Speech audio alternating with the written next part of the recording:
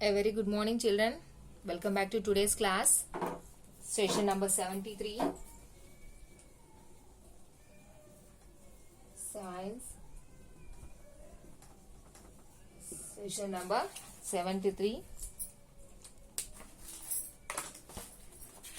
Till page number 145, we have finished in the chapter number 14, Movement in Animals. About the backbone, ribs, pelvic girdle, flexible bones and cartilage, clavicle bone, jaw bone, etc. All we have finished. And once again, instruction as usual. Please read the textbook because like 1 mark questions and the fill in the blanks or multiple choice will be given in between from the textbook. It's not just to by heart the workbook, but also very important to know about the textbook in deep because in between of the lesson they'll be giving. So now we'll continue page number 147 till figure number 18 we have finished.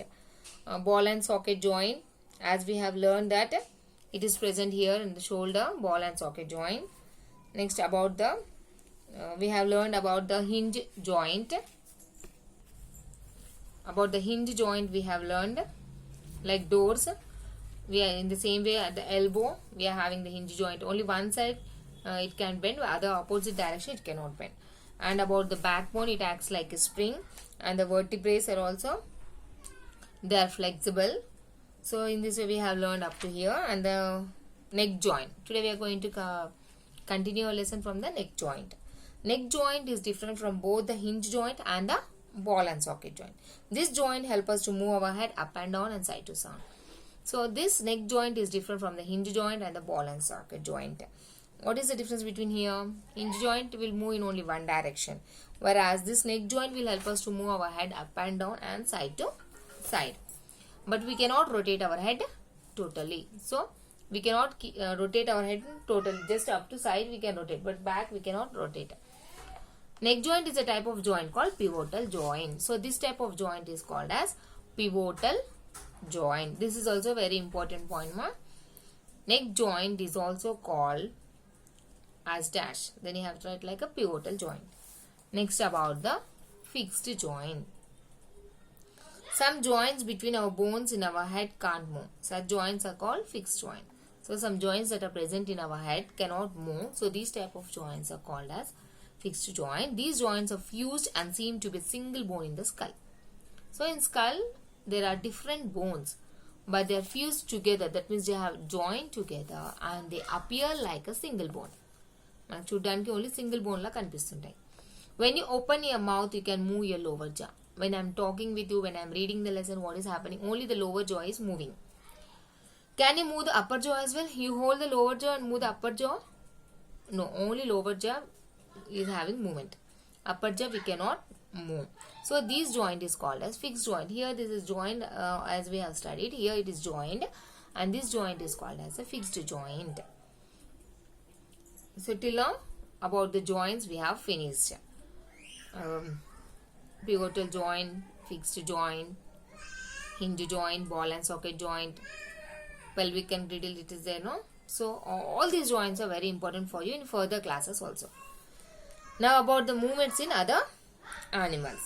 We can move our body parts with the help of the muscle bones and joints. So till now we have studied about the human body joints. Now about the animals we are going to learn.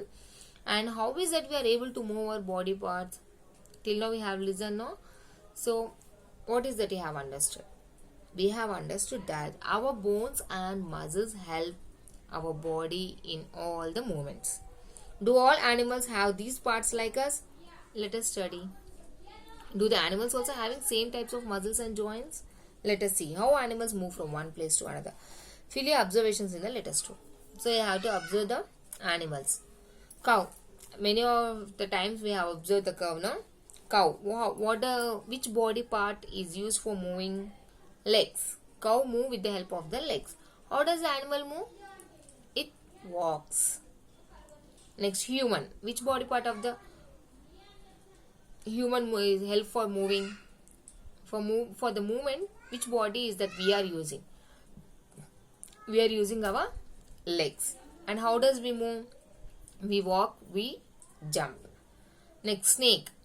Snake moves its body to move, and the movement is like crawling. It will crawl. At the same time, next, bird. Bird moves its with the help of the wings. It's moving. And how does it move? It flies. In the same way, insects, fish. Bird hops and flies. Next, by analyzing table number 2, you will see the different animals use different body parts for moving from one place to another. This is called locomotion. Locomotion means moving from one place to another. And we have understood that all the animals and all the human beings are having legs to move, but all the animals are not having the same body part for the movement. So locomotion in fish, that is movement in the fish. Fish swims in water. As everyone knows, what does a fish do? It will swim in the water. Do they swim the same way as humans? Human beings also swim in the water. But is it same? What is the difference? What features help fish in swimming and how? This is what we are going to see now. Activity number 2. We are having hands and the legs. With that we are able to swim. But what about the fish? Make a paper boat. Put it in water and push it with an arrow end pointing towards. Now hold the boat sideways and push it into water from the roadside. What did you observe? In which process was it easy to move the boat? So I think many of the times when it is raining, you'll have an experience of making a paper boat. Is it right? Yes, we'll make a paper boat during the rainy season and we'll just play with that. So what did you observe? It's an activity for you. You have to make a paper boat and you have to put it in the water. Then now hold the boat in sideways and push it into water from the broadside.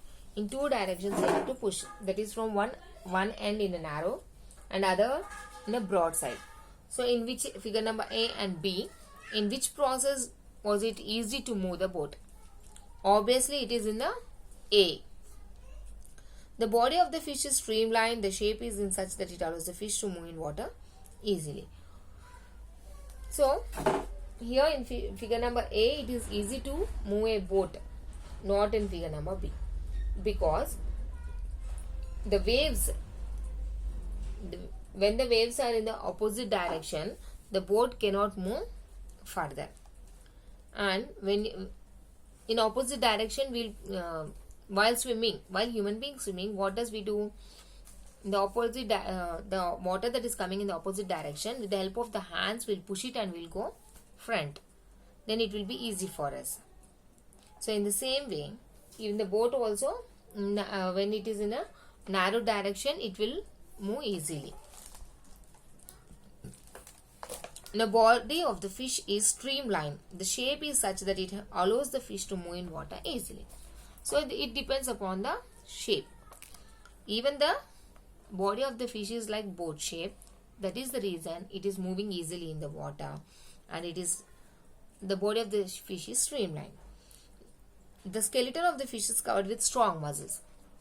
The skeleton of the fish, for every organism on the earth, for every living being, like animals and the insects and the human beings, is having skeleton. So that skeleton is covered with muscle. While swimming, muscles make the front part of the body swing towards one side, while the tail swings its body towards the opposite side. So here see, the body, what is the body doing? It is swimming one side with the tail. With the tail it is making its body in other side, and whereas the muscles make the front body to one side. It's pushing one side and it is tail is pushing other side. So both sides, it is helping the fish to move front. That means they create a jerk and pushes the body front. Jerk in the sense, just this is called as a jerk. This is called as a jerk.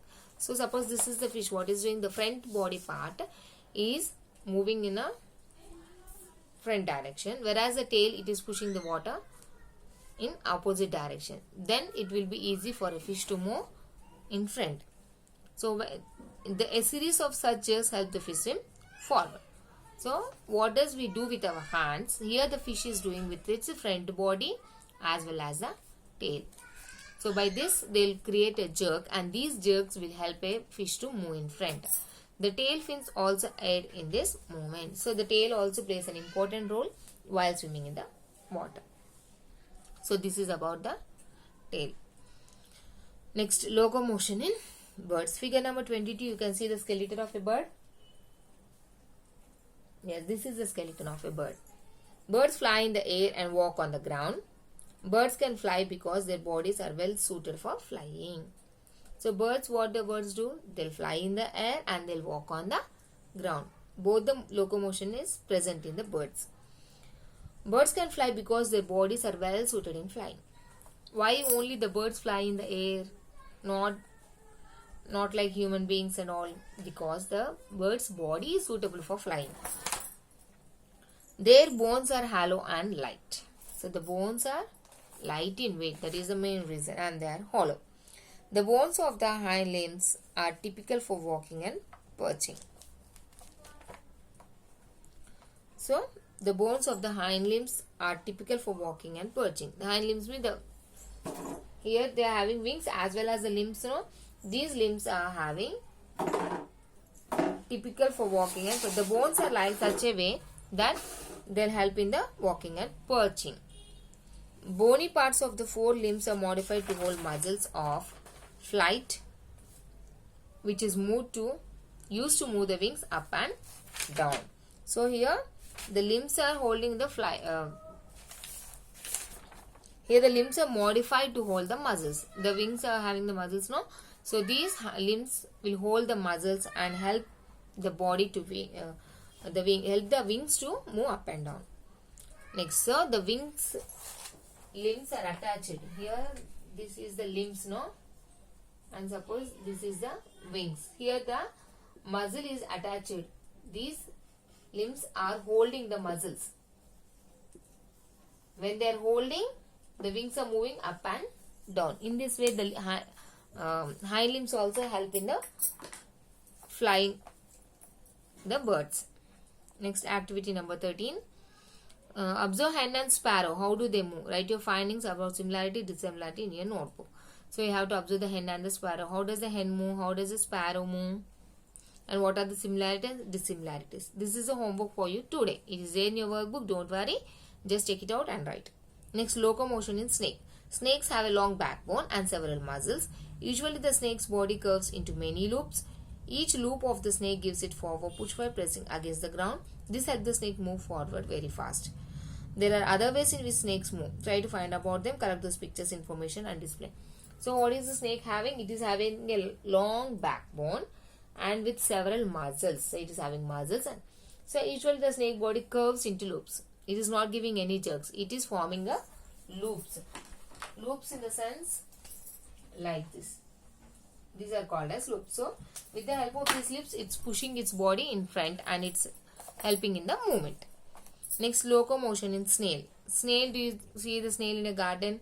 Have you seen the rounded structure it carries on its back? You can see in the figure number 24a. This is the snail's body. It is having a round structure that is carrying it on its back. Place the snail on a glass plate and watch it when it starts moving. A thick structure may come out of an opening in the shell. The thick structure is its foot, made of strong muscle. The wavy motions of its hoof is the reason why snails move slowly. Don't forget to put back the snail from where you collect it. If you let it go away, it will die. You are a student with concern towards biodiversity. So, here what does the snail do? If you collect the snail, you can observe it. It is having a structure that is round in shape on its back. And it's very thick. So, when it is walking, it will come out. And because of that, it is made up of a strong muscle. Because of that, it will help the snail to move. Then afterwards, you have to place the snail in a safe place. Otherwise, it will die. So, we should concern towards our biodiversity. That means we have to protect our environment and our earth. Movement or locomotion is an important function in every living organism. For every living organism, movement is helpful, no? It is useful or not? Because at least if you want to get the food, we have to move from one place to another. Even it for animal or insect or bird or human being. So, that is the reason movement and locomotion is very important for us. It is very interesting to watch ants running hurriedly in a line. Did you find ants, Timalu? They'll run in a line very, very fast. Squirrels and monkeys jumping on the trees. All these will live a pleasant vision for us to watch them, right? So this is all because we have to protect them. Try to enjoy watching various locomotions in the animal kingdom. So whenever we are watching, you have to enjoy this and you have to observe what is happening in the animal kingdom also.